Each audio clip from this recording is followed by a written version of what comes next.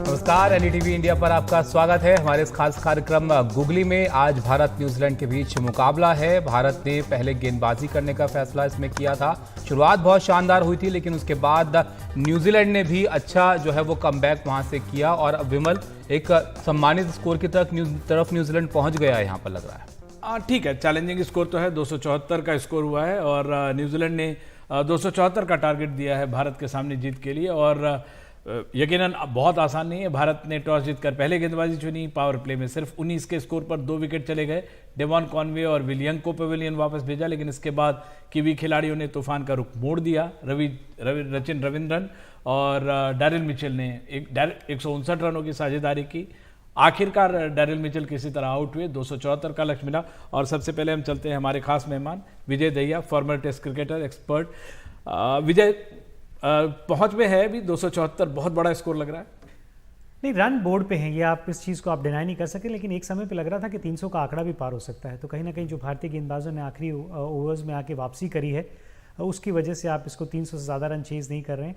लेकिन अब तक जिस तरीके की पिच खेली है, बीच में एक ऐसा लगा जब इतनी आसानी बल्लेबाजों को नहीं हो रही थी कि शायद थोड़ी दिक्कत हो सकती है। पर मुझे अभी भी लगता है एक अच्छी शुरुआत अगर आप उनकी टीम की तरफ नज़र डालेंगे तो आपको नज़र आएगा कि 2 खिलाड़ियाँ, एक अच्छी साझेदारी और आप स्कोर को बनाने में कामयाब रहे। तो भारतीय टीम भी कहीं ना कहीं यही सोचेगी कि अगर टॉप 3 में से कोई एक अच्छी पारी खेलता है तो आप इस स्कोर के पार पा सकते हैं। लेकिन ये एक चैलेंजिंग स्कोर रहेगा। लेकिन यहाँ पर इसमें क्रेडिट तो देना पड़ेगा यहाँ पर न्यूजीलैंड के बल्लेबाजों को विजय, जिस तरह से रविंद्र और मिचेल ने बल्लेबाजी की। और अब इनकी अब लाइनअप भी अगर देखें तो इन दोनों का ही बड़ा कंट्रीब्यूशन है, जिसमें ये स्कोर कम से कम न्यूजीलैंड ने बना लिया है। नहीं तो शुरुआत में आपको लग रहा था कि 200 भी पार करेंगे, जिस तरह से शुरुआत हुई थी। देखिए, क्रेडिट सिर्फ इस बात को नहीं देना पड़ेगा कि रन बनाए, लेकिन किस तरीके से बनाए उसको आप और क्रेडिट देंगे। भारतीय टीम के पास सिर्फ 5 गेंदबाजी के विकल्प थे और इसी वजह से शुरू में आप देखिए तो उतने ज़्यादा जोखिम उठाए नहीं। और कुलदीप जो हमारे नंबर 1 बॉलर रहे हैं बीच के ओवर्स के अंदर, उनके खिलाफ उनकी जो सोच थी, अगर इनके पीछे हम पड़ेंगे तो भारतीय गेंदबाज कप्तान को जो और तेज़ गेंदबाज हैं उनको बीच बीच में जल्दी वापस लाना पड़ेगा विकेट लेने के लिए। तो फिर आखिरी ओवर्स कौन डालेगा? तो वो बहुत समझदारी से बल्लेबाजी की है उन्होंने। और जब 2 विकेट जल्दी गिर जाते हैं तो आप फिर थोड़ा सा टाइम लेते हैं, जैसे उन दोनों कीवी बल्लेबाजों ने टाइम लिया।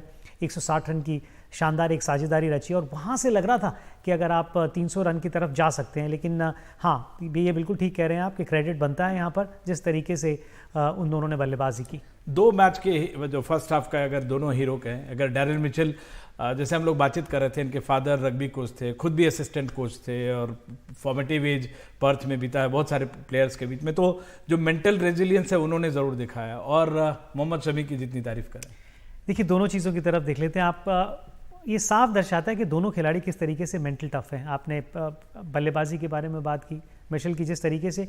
एक चीज़ जो मुझे साफ नजर आई ना आज उनकी बल्लेबाजी में, वो ये कि ना तो उन्होंने परिस्थितियों को अपने ऊपर हावी होने दिया और ना ही उन्होंने गेंदबाज को खेला। उन्होंने गेंद को खेला सिर्फ, और एक बहुत बढ़िया गेम प्लान था उनके पास। सिचुएशंस को भी नहीं खेला। बिल्कुल बिल्कुल। और देखिए ना, सिर्फ जब आप इस तरीके से खेल रहे होते हैं तो पूरा स्टेडियम एक तरीके से, मैं ये नहीं कहूँगा कि आपके खिलाफ है, आपकी विरोधी टीम के हक में है, तो वो सारी चीज़ें भी आपके लिए हो जाती हैं। लेकिन जिस तरीके से उन्होंने प्लान किया, किसी भी चीज़ को अपने ऊपर हावी होने नहीं दिया उन्होंने। मीनाक्षी भी हमारे साथ जुड़ गए हैं। मीनाक्षी, इन 2 खिलाड़ियों की बल्लेबाजी की जो है चर्चा यहाँ पर हम कर रहे थे। अच्छा ज़रूर खेले हैं, लेकिन कुछ कैच भी इनके छूटे हैं। आमतौर पर भारतीय फील्डिंग में ऐसा देखने को नहीं मिलता है, लेकिन हमने थोड़े मौके भी इनको दिए। जी, यहाँ पे थोड़ा एल्टीट्यूड का भी मुझे लग रहा है कि एकदम पुणे के बाद एक ही दिन था, वो भी ऑप्शनल ट्रेनिंग प्रैक्टिस, और वहां पे इस ठंड में हो सकता है कि ठंड की वजह से बॉल हाथ में ना आ रही हो, ज्यादा तेज लग रही हो। कुछ कैचेस तो सिटर्स थे, वो भी मिस हुए, but I think it was a one of thing. मतलब ऐसा लगता नहीं है कि फील्डिंग में कुछ ज्यादा कमी रही। मोस्टली एल्टीट्यूड का ही लग रहा है मुझे तो। 2 कैच, अच्छे कैच जरूर मिस हुए, लेकिन कुछ अच्छे कैच भी हुए। और शमी के बारे में जैसे हम लोग कह रहे थे कि जो हम लोग बातचीत करते हैं बाहर से कि रवा होने की ज़रूरत है। शमी रिवेंज में खेले और अब उनको मतलब रिप्लेस करना, चाहे हार्दिक आ भी जाए, लगता है जो उन्होंने अपनी जगह बनाई, जो अर्न की है, वो अगला कुछ मैच तो ज़रूर खेलेंगे। मैं रिवेंज शब्द का तो इस्तेमाल नहीं करूंगा, लेकिन हाँ, जिस तरीके की काबिलियत है उनके अपने पास आप से भी आप जी हाँ, बिल्कुल। आगे देखिए, अगर आप चैलेंज करते हैं, आप कोई भी शब्द का आप इस्तेमाल कर सकते हैं, लेकिन यहाँ पर किससे बदला लेने वाली बात है। वही मैं कह रहा हूँ कि अपने आप से भी आप वो पुख्ता किया है ना उस बात को कि जब नहीं खेल रहे थे और इतने सारे जो लोग उनके बारे में बात कर रहे थे कि वो होना चाहिए, उस चीज़ को पुख्ता किया। और एक और चीज़ है विमल, कई बार क्या होता है ना, जब परफॉर्मेंस हो जाती है तो हमने जो चीज़ स्टेटमेंट दी होती है हम उसको और ज़्यादा दोहराने की कोशिश करते हैं। ऐसा नहीं है कि आज अगर 5 विकेट नहीं लेते तो भी अच्छे गेंदबाज नहीं है, वो एक बहुत बेहतरीन विकल्प है। और उनकी सबसे अच्छी चीज़ ये है कि एक विकेट टेकिंग ऑप्शन है आपके लिए। जिस तरीके से पिछले कुछ समय में उन्होंने वाइट बॉल से गेंदबाजी की है, लेकिन यहाँ पर अगर हार्दिक वापस आते हैं ना, तो हार्दिक के वापस आने से शामी की जगह पे नहीं होगा। अगर हार्दिक वापस आएंगे तो वहाँ पर सूर्या की जो जगह है उसकी तरफ देखना पड़ेगा। तो यहाँ ये इनाक्षी, इस पर आप भी थोड़ा जरा रोशनी डालिए, क्योंकि इससे पहले भी पाकिस्तान के साथ मुकाबला था तो हम ये चर्चा कर रहे थे कि बेस्ट बॉलिंग कॉम्बिनेशन इंडिया के लिए क्या हो सकता है। जब आप जीत रहे होते हैं तो जाहिर आप इस बात पे चर्चा नहीं करते हैं, लेकिन क्या आपको लगता है कि अभी जो टीम में हमने खिलाई वहाँ पर शमी, बुमराह, सिराज को लेकर खेलें तो ये बेहतर होगा, या फिर अभी भी आपको लगता है कि शार्दुल की जगह भी साथ में यहाँ पर बननी चाहिए? आज जिस प्रकार से शमी ने परफॉर्मेंस किया है और पहली ही बॉल पे आते ही विकेट लिया है, पहला वर्ल्ड कप मैच इस सीजन का, और उसमें आते जिस प्रकार से उन्होंने सारी बॉलें एंगल हुई है, जिस प्रकार से लास्ट में 2 yorker back to back wickets लिए, तो मुझे भी नहीं लगता है कि शामी को रिप्लेस किया जाएगा।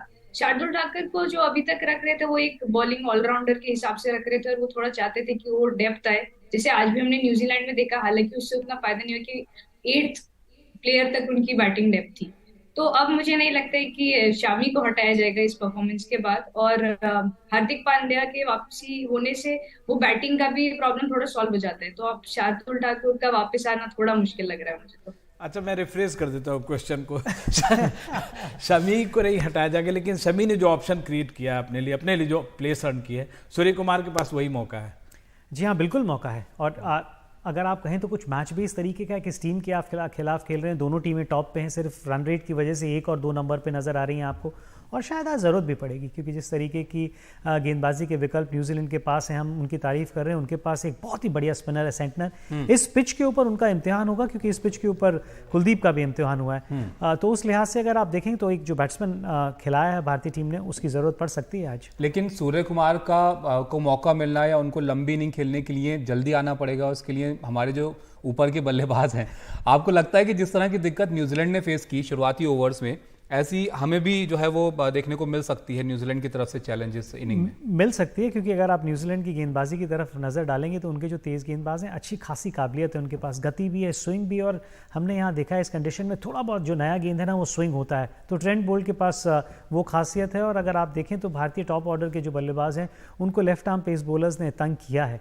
तो हाँ उनके पास एक मौका वो बन सकता है। लेकिन अगर आप भारतीय टीम के प्रशंसक हैं तो ये आप चाहेंगे कि जिस तरीके से टॉप 3 खेलते आ रहे हैं अब तक, खासकर जिस तरीके से रोहित और विराट बल्लेबाजी कर रहे हैं, वो रंग उनका फिर देखने को मिले। लेकिन विमल, इसमें एक चीज़ मैं और यहाँ पर जुड़ना चाहूँगा कि न्यूजीलैंड के साथ जब भी मैच होता है, टीम उनकी कोई भी खेल रही हो, आसानी से नहीं हारते हैं वो। नहीं, न्यूजीलैंड बहुत ही हमेशा इस बार जो आई है बहुत ही फाइटिंग टीम बनकर आई है, और बार बार हम लोग कह रहे हैं कि सुपरस्टार्स उसमें भले नहीं दिख रहे हो, लेकिन सारे बहुत बड़े अच्छे खिलाड़ी, मतलब मंजी भी जो बाद में स्ट्रक्चर की जिसकी बड़े मैचेस में सरप्राइज किया है। देखिए, आपको इनाक्षी के पास जाना, मैं सिर्फ एक बात ये कहना चाहूंगा कि ये न्यूजीलैंड की जो टीम है ना, ये इस बात की पुष्टि करती है कि बड़े खिताब जीतने के लिए आपको बड़े प्लेयरों की जरूरत नहीं है, अच्छे बड़े खिताब जीतने के लिए आपको एक अच्छी टीम की जरूरत है। जो स्ट्रक्चर की बात हम लोग कर रहे हैं, विराट कोहली भी तारीफ कर रहे हैं कि ये स्ट्रक्चर में खेलते हैं, या बड़े जो एक्सपर्ट्स कह रहे हैं। आपको लगता है इनाक्षी यहाँ पे खासकर जो ड्यू का जो एडवांटेज, जो टॉस इंडिया ने जीता है, और जो कुलदीप यादव को मुश्किल हुई है, तो सेंटनर को भी बहुत ऐसा नहीं कि आसानी होने वाली, या ड्यू से जो परेशानी जो न्यूजीलैंड के गेंदबाजों को हो सकती है, वो एक एडेड एडवांटेज है इंडिया के पास अगर 274 का टारगेट देखें तो? हाँ, ड्यू का फैक्टर एक इम्पोर्टेंट रहेगा, लेकिन आज हमने देखा कि कुछ उन्होंने एक स्प्रे भी किया है ड्यू, जिससे थोड़ी कम दिख रही है, जितनी एक्सपेक्टेड ड्यू थी उससे थोड़ी कम है। तो हो सकता है कि जितना हमने प्रेडिक्ट किया था उतना ड्यू ना हो और उतना एडवांटेज भी ना मिले, बट कहीं ना कहीं इस ठंड में पतली हवा होती है तो फर्क तो पड़ेगा। और जिस तरीके से रोहित शर्मा ने विदाउट हार्दिक पांड्या शफल किया है और हमारे पास सिर्फ कुलदीप था, तो उनके पास सैंडनर है, और हमारे Indian batters left arm spin के खिलाफ हमेशा थोड़ा ट्रिकी तो रहा ही है। तो आज भी सैंडनर के खिलाफ 11 से 40 ओवर्स में किस प्रकार का मुकाबला रहेगा, खासकर सैंटनर वर्सेस कोहली, एक इंटरेस्टिंग मैचअप रहेगा देखने के लिए आज मिडिल। विजय, आप कुछ कहना चाह रहे थे ड्यू पे, लेकिन पार्टनरशिप जो है, 1 या 2 पार्टनरशिप भी अच्छी भी, तो ये टारगेट बहुत बड़ा नहीं है। जी हाँ, टारगेट बहुत बड़ा नहीं है, 1-2 पार्टनरशिप। और देखिए, हम हर तरीके के मैचेस खेल चुके हैं। ऑस्ट्रेलिया के खिलाफ हमने जल्दी विकेटें खो दी थी, फिर हम पार्टनरशिप बना के जीते, हमने अच्छी गेंदबाजी करके मैचेस जीते हैं भारतीय टीम ने। तो यहाँ पर अगर आप भारतीय टीम वापस डगआउट के अंदर गई होगी तो कहीं ना कहीं ये कह रही होगी कि हमने रोका है, एक बड़े स्कोर की तरफ भी जा सकता था ये। तो वो कॉन्फिडेंस आपको बिल्कुल नजर आएगा। मुझे नहीं लगता कि कहीं पर भी ये सोच रहे होंगे कि कुछ इस तरीके का स्कोर है, हम उसका पीछा कर पाएंगे कि नहीं, वो डाउट नहीं होगा। अब सारे चीज़ें इस चीज़ पर डिपेंड करते हैं कि न्यूजीलैंड किस तरीके की गेंदबाजी करती है और हमें स्टार्ट किस तरीके का मिलता है। एक हल्की सी चीज़ जो न्यूजीलैंड के फेवर में है ना, हमने यहाँ कहा कि कुलदीप को दिक्कत हुई हो तो सेंटर को भी हो सकती है। भारतीय टीम के पास सिर्फ 5 गेंदबाजी के विकल्प थे, न्यूजीलैंड के पास उससे ज़्यादा विकल्प हैं। अगर आप देखें तो उनके पास 6 ऐसे लोग गेंदबाज हैं जिनका वो इस्तेमाल कर सकते हैं। तो कई बार आपका दिन अगर ठीक नहीं चल रहा होता तो आपको पूरे 10 ओवर कराने की ज़रूरत नहीं है। तो और इस समय रिकॉर्ड तो माइंड में नहीं होगा, ट्रेंट बोल्ट का रिकॉर्ड, रोहित शर्मा और इसके रिकॉर्ड नहीं होता। जब विजय ये भी है ना कि जिस वक्त पे हम ये खेल रहे हैं मैच, जिसमें इंडिया और न्यूजीलैंड दोनों बहुत अच्छी पोजीशन में है इस वक्त वर्ल्ड कप में, तो वो एक प्रेशर जो होता है आपके जहन में कि आपको मैच जीतना ही है, ये वाली बात इस मैच में कम से कम नहीं है। लेकिन एक चीज़ ये भी रहती है कि जब दोनों टीमें अच्छा कर रही हैं तो आपको लगता है कि कहीं ना कहीं और ऐसी सिचुएशन में हम जाके मिलेंगे जहाँ पे वो नॉकआउट मुकाबला हो सकता है। तो वो उसी टूर्नामेंट में वन अप करने की आप कोशिश ज़रूर करते हैं। ये हम प्री शो में भी कह रहे थे कि दोनों टीमें इस तरीके की हैं जो क्रिकेट खेल रही हैं कि इस मैच को हारने से ऐसा नहीं होने वाला कि उनके चांसेस आगे जाने के जो हैं उसमें कोई बहुत ज़्यादा खटाई पड़ने वाली है। लेकिन अगर आप टाइटल के लिए खेलते तो आप ऐसे नहीं खेलते कि मैच चला भी गया तो यू कांट बी कॉम्प्लेसेंट। नहीं, दोनों ही टीमें ऐसा नहीं सोचेंगे, हो ही नहीं सकते हैं, चांस ही नहीं। और दोनों टीमें ही ऐसा नहीं सोचेंगी, क्योंकि क्या है ना कि जब हमें इतनी सारी चीज़ें भारतीय टीम के बारे में इस समय नजर आ रही हैं क्योंकि सारे मीडिया इस तरीके से उनको कवर कर रहा है, न्यूजीलैंड भी तो बिल्कुल नहीं सोचेगी इस तरीके से। और मैं आपको एक और चीज़ बताना चाहूँगा, न्यूजीलैंड की जो मेंटालिटी है ना, वो भारत से पहले एक ऐसे स्पोर्ट में जो बहुत फिजिकल स्पोर्ट है उन्होंने वर्ल्ड को रूल किया है, रग्बी। और जितने भी उनके क्रिकेटर हैं वो स्कूल से रग्बी खेलते हुए फिर क्रिकेट की तरफ जाते हैं। वही मैं डैरिल मिचेल के बारे में बता रहा था कि वो खुद भी असिस्टेंट कोच थे, उनके फादर भी कोच थे वर्ल्ड कप फाइनल टीम के, और वो खुद भी असिस्टेंट कोच तो ये आपको दर्शाता है भारत में इस चीज का थोड़ा सा अंतर है। अगर कोई खिलाड़ी एक खेल खेलता है तो फिर वही खेलता है। हम भी ऐसी बात नॉट मल्टी स्पोर्टिंग। जी हाँ, बिल्कुल। अगर आप ये कहें कि हम पहले हॉकी में वर्ल्ड चैंपियन हुआ करते थे, तो ऐसा नहीं है कि आप ये कहेंगे क्रिकेटर हॉकी खेलते थे और फिर क्रिकेट खेलते थे, लेकिन रग्बी वहाँ पे स्कूल में खिलाई जाती है और एक तरीके से मस्ट है। तो वो टीम एनवायरनमेंट का आपको बहुत अच्छा सा एहसास वहां से रहता है। वैसे इस टीम में एक एक्सेप्शन है जी, राहुल द्रविड़ टीम इंडिया के लिए खेल सकते थे हॉकी, अनिल ऑलरेडी उनके कैप्टन होते थे और वो काफी अच्छे लेवल तक खेलते थे। जब राहुल द्रविड़ का नाम आता है ना, तो हमारे लिए उनके लिए भावना ऐसी है कि अगर उनके बारे में कुछ भी कहें तो कह सकते हैं कि वो कर सकते थे। नहीं खेलते थे वो, अनिल ऑलरेडी के कप्तानी में वो खेले हुए हैं, लेकिन इंडिया के लिए नहीं खेले। ये भी है ना कि हमारे यहाँ इतना कंपटीशन है खिलाड़ियों के लिए भी कि आपको एक लंबा सफर तय करना पड़ता है नेशनल टीम में खेलने के लिए। आपको हर लेवल पर ना आपको प्रूफ जो है वो करना पड़ता है, तो शायद वो गुंजाइश भी ना होती हो प्लेयर्स के लिए कि आप कुछ और जो है वो ट्राई करें, किसी और स्पोर्ट्स में जो है थोड़ा हाथ नहीं। मैं ट्राई करने के लिए एक टीम स्पिरिट की जो जिस भावना की मैं बात कर रहा हूँ, उस चीज़ की शुरू से कोशिश करने की बात कर रहा हूँ, और जो मेंटल टफनेस की हम बात करें, क्योंकि ये न्यूजीलैंड टीम, अगर आप स्किल के बारे में बात करेंगे, स्किल सेट तो सबके पास होता है, लेकिन वहां पर आप कंसिस्टेंटली ये रिजल्ट कैसे दे रहे हैं, और वो भी आईसीसी के बड़े इवेंट में, कुछ ना कुछ तो वजह होगी, कहीं ना कहीं तो आप उस पर नजर डालेंगे। एक सवाल दोनों आप लोग से पूछना चाहूंगा, अगर अप्रोच करें जैसे हम ऑस्ट्रेलिया के अगेंस्ट थे, या बाद में रोहित शर्मा जो अगले मैच में जो उन्होंने सेंचुरी बनाई, क्या आप उस अटैकिंग मोड में ही जाएंगे, या फिर आपको होगा कि नहीं ये न्यूजीलैंड जैसी टीम है, बॉलिंग आप जैसे खेलते हैं नेचुरली खेलते हैं? आपने अगर या लिया है तो फिर वहां पे तो दिक्कत पैदा हो गई ना, क्योंकि आप जिस तरीके से खेलते हुए आ रहे हैं और जो एक स्टेटमेंट आप हर बार अपनी बल्लेबाजी से कर रहे हैं, उसमें अगर बदलाव करेंगे तो कहीं ना कहीं आपने मेंटली ये सोचा है कि नहीं मुझे कुछ चेंज करना है। वो चाहे पहले 2 ओवर में आउट हो जाए, लेकिन उनको खेलना उसी अप्रोच के साथ चाहिए, क्योंकि अगर वो 10 ओवर टिक गए तो ये मैच न्यूजीलैंड के हाथ से निकाल ले जाएंगे। अप्रोच के साथ अगर अग्रेसिव खेले मीनाक्षी, तो सूर्य कुमार यादव हैं, और जो अगर हम लाइनअप अपनी देखें तो काफी नीचे उनका नंबर आता है। आपको लगता है कि उनको थोड़ा ऊपर ट्राई करना चाहिए अगर खिला ही रहे हैं इस मैच में? तो नहीं, मुझे लगता है कि जिस हिसाब से टीम इंडिया ने प्लानिंग करी है, और जैसे कि बार बार राहुल द्रविड़ भी बोलते हैं कि हर एक प्लेयर का रोल फिक्स्ड है।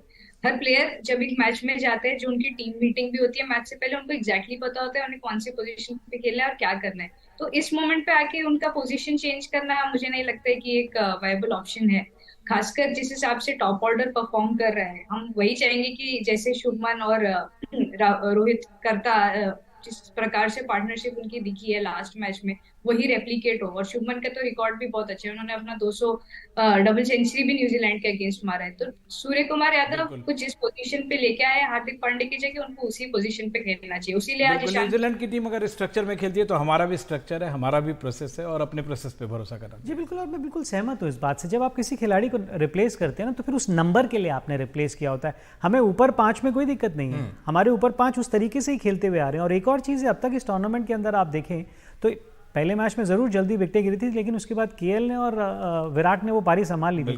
तो हमारा जो लोअर मिडिल ऑर्डर है वो भी अभी टेस्ट हुआ नहीं है। ये एक अच्छी बात भी है इस बार विजय की, सभी प्लेयर्स जो है वो करीब करीब फॉर्म में लग रहे हैं, अच्छी फॉर्म में हैं। हालांकि मिडिल ऑर्डर की जब उनको मौका मिलेगा, उम्मीद करते हैं ना ही मिले, ऊपर के प्लेयर ही जो है वो काम कर लें, तब ये देखना होगा कि कैसे जो है वहाँ पर जो टीम है हमारी बैलेंस नज़र आती है। फिलहाल बहुत शुक्रिया आपका विजय और इनाक्षी और विमल जी, आपका भी इस मैच पर चर्चा के लिए। तो अभी एक इनिंग जो है वो ख़त्म हुई है, 274 का टारगेट यहाँ पर है। अब देखना होगा किस तरह से बल्लेबाजी की शुरुआत हमारी तरफ से होती है। उम्मीद है अग्रेसिव जिस तरह से खेलती रही है टीम इंडिया, वैसे ही खेलेंगे, आसानी से इस मैच को जीतेंगे।